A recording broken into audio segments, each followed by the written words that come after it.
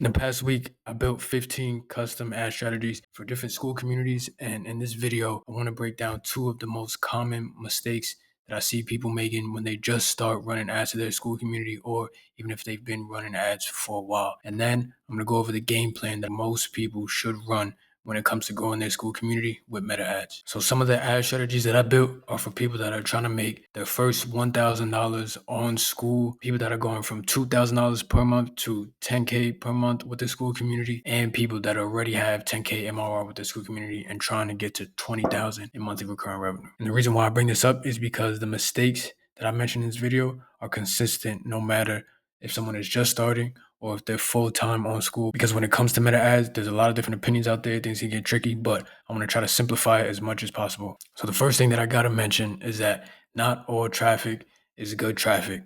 Everybody at this point, if you're growing your school community, you know how important it is for you to have traffic going to your about page. That about page visitor number needs to be consistently high for you to get new members in your community. We all know that. But what a lot of people don't account for is the fact that some of that traffic can be bad traffic. These are people that are not a good fit to be joining your community. So typically when someone joins my group, they're already at the point where they're trying to grow the group as fast as possible or get to that next stage faster using meta ads. And a lot of times people are already running ads to their group with meta. The problem is people are spending money on the wrong kind of ads, and then it's bringing in the wrong traffic. So now you might have a whole bunch of people that visit your about page, but if none of those people are the right people to join, or it's not the right time for them to join, then your metrics are going to be skewed. You're going to see a large number of visitors, very little conversions. Now your conversion rate is going to be messed up, and now you're wasting money and you're frustrated, and now you're just going to say that meta ads doesn't work. The truth is that when you're running ads, there's a lot you have to consider, like where your ads are sending people, what you say in the ads, how much you're willing to spend on the ad. All of this changes the type of campaign that you should run, and different campaigns, they bring in different audiences, and that will include some people that are not a good fit for your offer. So that's mistake number one, just focusing too much on traffic and not the right type of traffic. So the second thing that I want to call out that I noticed is that what works for other people is not always going to work for you.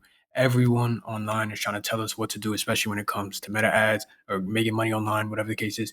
The problem with that is that a lot of that advice is built for someone with a different situation. So they could be in a different niche. They could have different prices. They could have a completely different offer and model that they use. They could be at a different starting point than us and have a huge budget to begin with. And they could also have more time available than you have. And some people are just leveraging huge audiences of people that are willing to buy whatever they have to sell. So all of this impacts the approach that we should take. So before implementing anything, I always recommend to consider your source, where you're getting that information from, and consider your current situation. If someone is spending a lot of money on ads, they have a huge audience already of people that they can retarget, that Meta's automatically going to go for as soon as they start running ads, then you probably don't want to follow the exact same blueprint that they're running.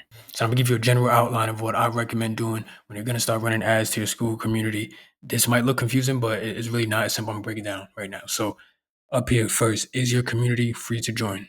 If yes, you have a free community, then send ads directly to your group, right? So the ad is just telling people to join your group. It's free. That's it. This is your lead magnet, and you're just going to grow members. You'll have more discussions with people. You'll get more information from them, provide more value. You'll build your community. You can grow a group really fast this way. Now, if you don't have a free community and your community is paid to join, then I recommend sending ads to some sort of free resource or lead magnet, right? So your ad is sending people to maybe a landing page or anywhere else where you can give somebody something for free.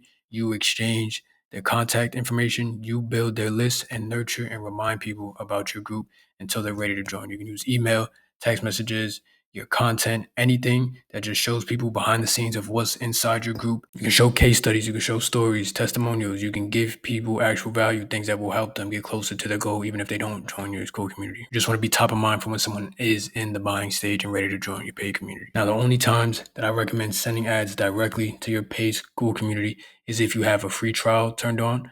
You can give someone free access. They can get any value. You could have a 7-day free trial. Maybe they can go in there, get a lead magnet, let them know that they can cancel if they're not satisfied, whatever the case is. This is another scenario where you can send ads directly to your community. It is more expensive than just a basic free community because they do have to put their card on file, but you can do this. I do this. It still works. And then eventually, if someone stays past the free trial, of course, they're going to become a paying member. The other time that I recommend running ads directly to your school community is if you're showing that ad to an existing audience of people that trust you or are at least aware of who you are. right? So this warm audience can be people that really know you, like people on your email list or maybe followers. And then it could be people that are just aware of you, like someone who might have commented on one of your posts to receive a lead magnet or like some of your pictures, engagers, people that are just aware. And the reason for this is because the more trust you have, the more conversions you're gonna have, right? If the audience that you're targeting is warm, it's gonna cost you less because Meta is not gonna have to work as hard to find someone that's a stranger, educate them with your ad, and convert them into a paying member within a short period of time, right? That's tough for Meta to do. And if it's hard for Meta to do, that means it's expensive for you. Now, no matter what your situation is, I recommend running cheap engagement campaigns consistently. And the goal is to gradually build an audience that you can sell to. So these engagement campaigns can get you likes, views, profile visits and followers, messages. All of this builds a custom audience that you can retarget. These are people that trust you a little bit more than a stranger. You have their attention and you're perceived as an authority figure or at least someone that's familiar to them. And then you can sell to this audience. And you'll be able to do this at a lower cost. You'll have higher conversions and you'll be able to make more impact. So first, it's value. Give before you ask. Build that trust, nurture the relationship, and then sell when people are ready.